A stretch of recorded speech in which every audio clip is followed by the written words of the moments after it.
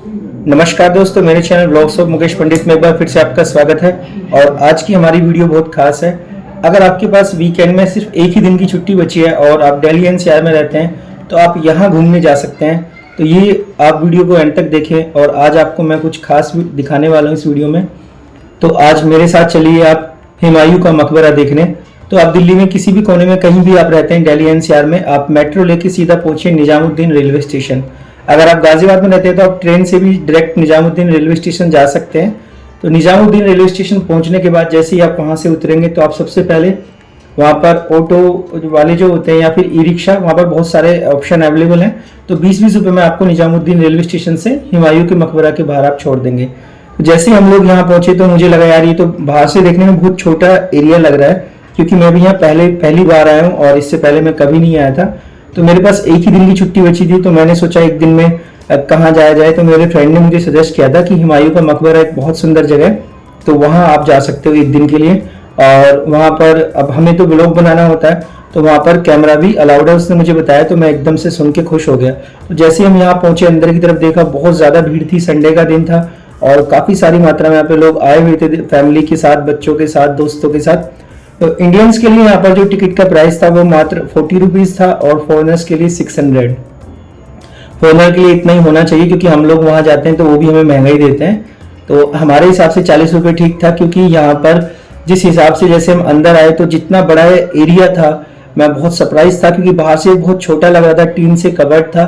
तो और जहाँ जो यहाँ पर इतनी साफ सफाई और जो देख रेख की गई है, तो उस हिसाब से 40 रुपये तो बनते हैं, क्योंकि इतनी बड़ी जगह को देखने के लिए यहाँ पर बहुत सारे गार्ड्स भी हैं, सफाई कर्मचारी भी हैं, तो इसमें काफ़ी खर्चा होता होगा। तो ये तो खैर अलग बात हुई, लेकिन 40 रुपये इसका टिकट सही है। अंदर इसमें खाने पीने की कोई जगह नहीं है और खाने पीने का सामान ले जाना अलाउड भी नहीं है, सिर्फ आप पानी की बोतल कैरी कर सकते हैं।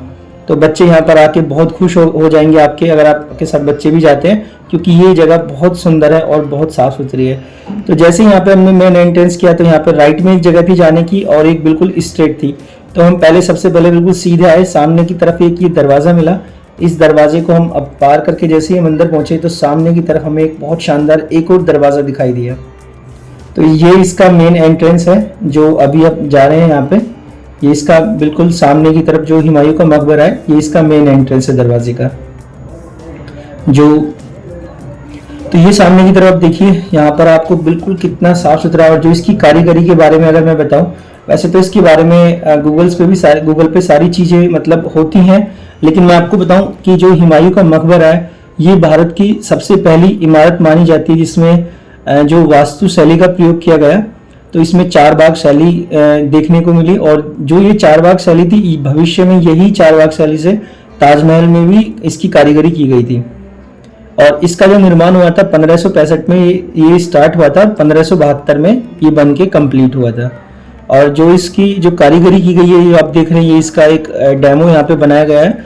ये मुगल वास्तुकला की जो कारीगरी है, और जो इसको बनाने के लिए कारीगर आया था वो जो कारीगर है वो दूसरे देश से यानी फॉरेन कंट्री से बुलाया गया था, यानी अफगानिस्तान से। जो वहाँ पे अफगानिस्तान का एक शहर है हैरत शहर के नाम से, वहाँ से इसे बनाने के लिए एक कारीगर आया हुआ था।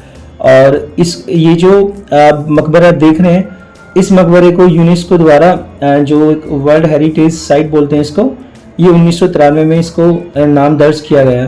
तो वैसे ये सारी डिटेल्स आप गूगल पर भी देख सकते हैं, क्योंकि मैंने भी वहीं से देखकर आपको बताई है। लेकिन ये तो गूगल वाली बात अलग हो गई। अब मैं यहाँ की जो बताता हूँ, जब आप आते हैं तो आपको कैसा एक्सपीरियंस यहाँ पे होता है और आपको कितना मज़ा यहाँ पे आने वाला है, मैं उसकी बात करता हूँ। तो जब हम यहाँ पर अंदर आए तो हमें यहाँ पे बहुत सारी शानदार इमारतें देखने को मिली।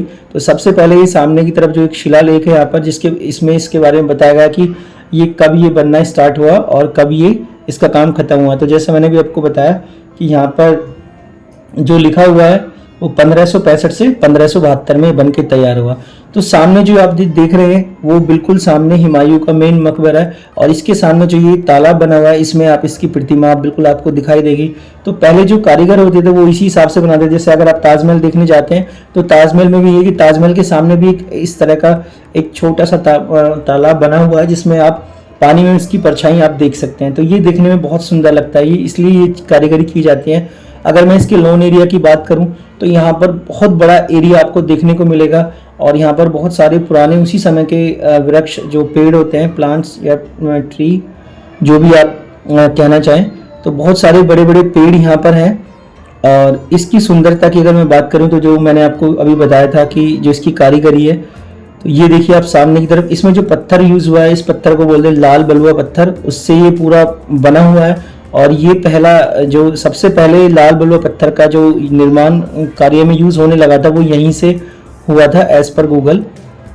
तो इसकी कारीगरी भी ज़बरदस्त है। और मैंने कई बार इनकी दीवारों के नज़दीक जाके भी देखा, बिल्कुल आज भी ऐसी की ऐसी बनी हुई है, बिल्कुल कहीं कोई इसमें, जैसे हम लोग घर बनाते हैं तो 5 साल 10 साल बाद, 5 साल 10 साल तो बहुत मतलब पुराना है। हमने भी एक नया घर बनाया, 1 साल में उसके सीमेंट निकलने लग जाते हैं, 1.5 साल में ही ना। पता नहीं कारीगर कैसे बनाते हैं आजकल, लेकिन ये यहाँ की अगर आप कारीगरी देखो तो कितने साल, हज़ारों साल पुराने ये बने हुए हैं। और आज भी इनके जो ये बेजोड़ और ज़बरदस्त लगते हैं देखने में। तो ये हुमायूं के मकबरे का जो मेन है, ये यहाँ से ऊपर का सीन मैं आपको दिखा रहा हूँ। तो यहाँ पर लोग सेल्फी वगैरह लेते हैं, रील्स बनाते हैं। तो सबसे अच्छी बात तो मुझे यहाँ की यही मैं खुश होगा कि यहाँ पर कैमरा, फ़ोन हर जगह अलाउड है और कैमरा भी अलाउड है, आप कहीं भी आप जा सकते हैं। तो जो मेन गुम्बद है, ये उससे ऊपर से यहाँ का नज़ारा कुछ इस तरह का दिखाई देता है। ये देखिए सामने की तरफ। तो ये एक ज़बरदस्त जगह है। दिल्ली में वैसे घूमने की बहुत सारी जगह हैं, जैसे अक्षरधाम हुआ, लाल किला, और इंडिया गेट भी है, कुतुब मीनार भी है। तो बहुत सारी जगह है, लेकिन वो हमें नोएडा में जो लोग रहते हैं उनको वो थोड़ा दूर पड़ जाता है, लेकिन ये मुझे बिल्कुल पास में लगा। और ये जगह यहाँ आने के बाद मुझे बहुत सुंदर लगी और बिल्कुल पास में ही था। अक्षरधाम भी पास में, लेकिन अक्षरधाम में मैं बहुत बार जा चुका हूँ, लेकिन वहाँ पर कैमरा फ़ोन अलाउड नहीं है, तो मैं वहाँ का व्लॉग्स नहीं बना सकता, तो मैंने बाहर का ही व्लॉग बनाया है। तो अभी यहाँ की बात करते हैं। अब मैं इसमें एक यहाँ पर लगभग 100 से ज़्यादा, जो मैंने वहाँ पर लिखा हुआ देखा था, तो 100 से ज़्यादा यहाँ पे कब्र हैं हुमायूं के अलावा। तो जो उनके रिश्तेदार होंगे या जो उस समय के फेमस राजा होंगे उनके साथ के, तो यहाँ पर ऐसी कोई डिटेल्स तो नहीं थी। वैसे गूगल पे ही सारी डिटेल्स मिल जाएंगी आपको। तो ये इसका जो मुख्य यहाँ पर जो मकबरा है, उसका दोनों साइड से इसका व्यू कुछ इस तरह का लगता है। और इसके सामने जो भी यहाँ पर पूरे ये एक लाल पत्थर जो है, जिसको बलुआ पत्थर बोलते हैं, उससे सारा ये कवर्ड है यहाँ पे। और यहाँ पर एक चीज़ मैंने और देखी थी कि जब पहले अगर आप ताजमहल या कहीं भी ऐसे किसी पुरानी जगह पर जाते हैं, तो यहाँ पर इस तरह से ये जगह बनाई जाती थी उस समय, जो भी कारीगर होते थे, कि जितना भी छत पे, जैसे इसकी बहुत बड़ा एरिया होता है, तो इससे पूरे बारिश का पानी इकट्ठा होता है, तो ये पानी को वेस्टेज नहीं होने देते थे। पानी को इस तरह से इन्होंने बनाया जाता था कि पूरा पानी एक जगह से निकल के और कहीं एक जगह स्टोरेज होता था। तो ये अंदर का नज़ारा है। अंदर की आप कारीगरी देखिए ऊपर की तरफ, तो कितनी बारीक और ज़बरदस्त यहाँ पे कारीगरी की गई है, आप देख सकते हैं चारों तरफ से। तो ये एक ज़बरदस्त जगह है घूमने के लिए, आप जहाँ वीकेंड पे जा सकते हैं।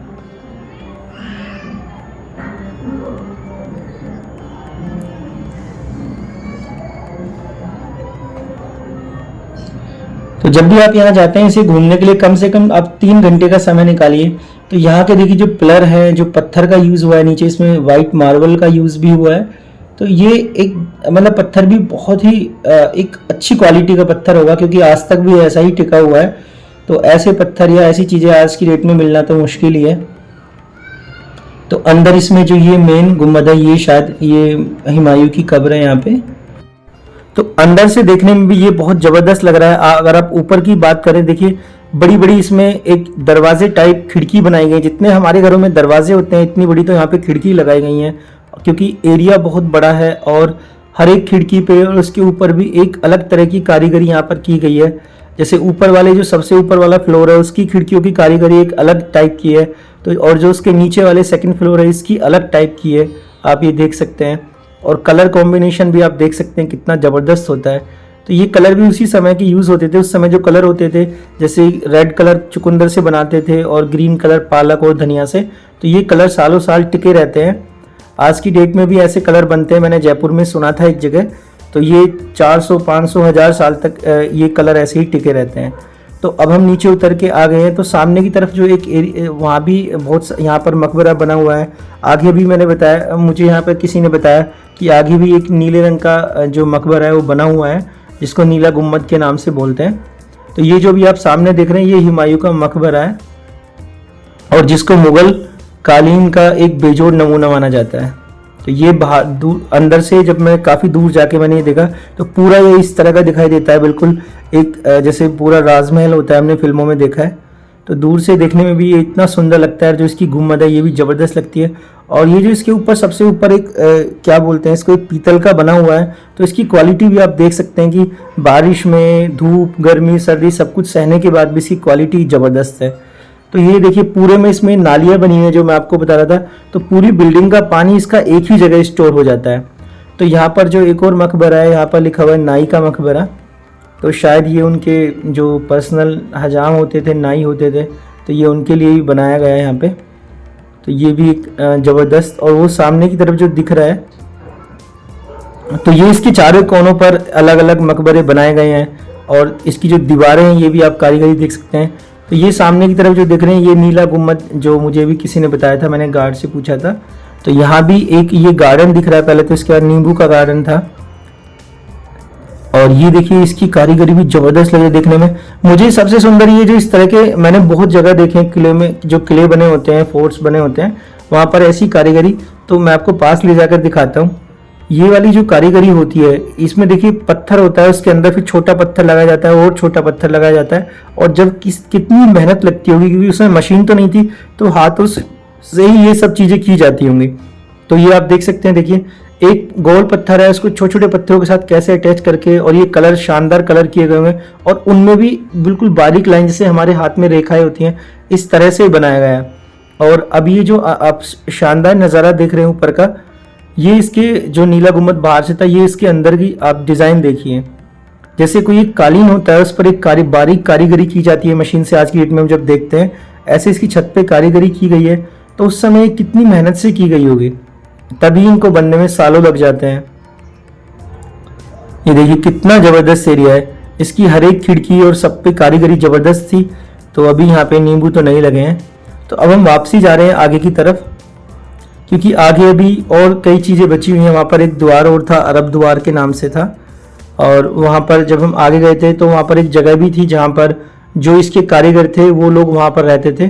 तो ये देखिए जो उधर से हम वापसी आ रहे थे तो हमने ये 4 पेड़ देखे। तो बीच में ये ऐसे पानी का एक छोटा सा तालाब, फाउंटेन था। और चारों तरफ से जो मैंने आपको बताया था, पानी पूरा कनेक्टेड होता है यहाँ से आपस में, एक ही जगह स्टोर होने के लिए। और ये पेड़ देख के आप अंदाज़ा लगा सकते हैं, जो इनकी पेड़ों की ग्रोथ है वो देख के, कि ये पेड़ उसी समय के होंगे, क्योंकि ये गार्डन उसी समय का था। तो इसके गार्डन के चारों कोने पे 4 पेड़ लगाए होंगे। तो ये बहुत ज़बरदस्त लग रहे थे देखने में।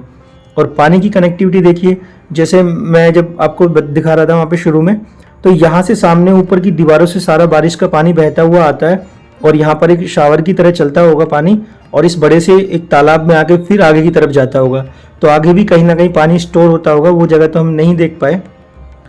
तो ये अब हम वहीं पे आ गए जहाँ से हमने अपनी यात्रा शुरू की थी, जो शुरू में जो शिलालेख मिला था हमें। तो यहाँ से हम घूमते हुए वापस में, आप इसमें एक ही सीक्वेंस में आ सकते हैं। तो जैसे ही हम बाहर की तरफ आए, यहाँ पे हमें देखने को मिला, तो जब इसकी खुदाई हुई थी तो यहाँ पर कुछ चीज़ें देखने को मिली। उस समय जैसे बच्चों के लिए मिट्टी के खिलौने वगैरह बनते होंगे, हाथी घोड़े जैसे आजकल आते हैं, तो ये उस समय के यहाँ पर कुछ पुरानी चीज़ें रखी हुई थी जो खुदाई में निकली थी। तो ये जो द्वार है, यहाँ पर वो कारीगर रहते थे, अरब द्वार इस पर लिखा हुआ है। तो चलिए इसके अंदर भी देखते हैं यहाँ पर क्या है। तो इसकी दरवाजे की ये जो गेट बना है, ये भी पूरा पत्थरों से बनाया गया है, विशाल पत्थरों से, पत्थर से पत्थर जोड़ के आप देख सकते हैं। तो यहाँ पर भी ये उनका रहने का एरिया था। काफ़ी सारे पेड़ आपको यहाँ देखने को मिलेंगे, बड़े बड़े उसी समय के। तो ये अंदर उनके रहने का एरिया है, जो मिस्त्री थे, लेबर थी जो। तो ये वाला एरिया। तो अब यहाँ से हम चलते हैं आगे की तरफ, क्योंकि आगे अभी एक मकबरा और है जो हमें वहाँ से दिखाई दे रहा था वापसी में।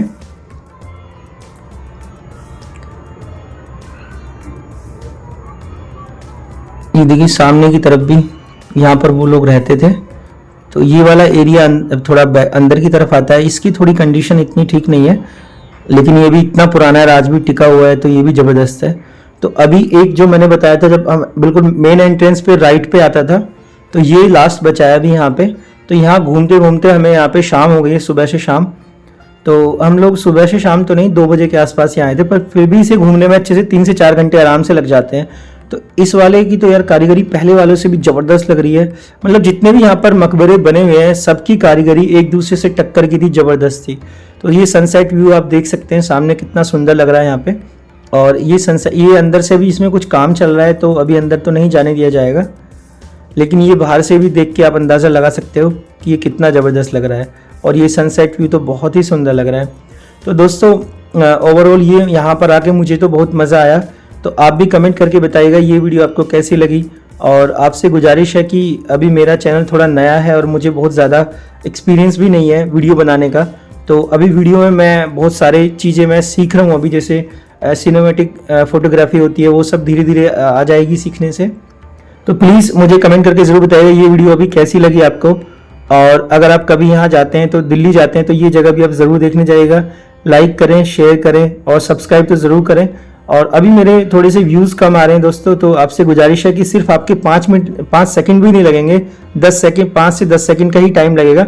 बस आपको लिंक पे जाके शेयर करना है, और किसी भी व्हाट्सएप, फेसबुक पे अगर आप कर सकते हैं, अपने किसी फ्रेंड को शेयर कर सकते हैं, तो थोड़ा सा आप 5 सेकंड का टाइम निकालिएगा। और वीडियो को प्लीज़ एंड तक देखें, ऐड स्किप ना करें। थोड़ा सा अगर आप सपोर्ट करेंगे तो मुझे भी वीडियो बनाने में मज़ा आएगा। और कमेंट करके बताइएगा अगली वीडियो आप कौन सी देखना चाहते हैं। थैंक यू सो मच दोस्तों।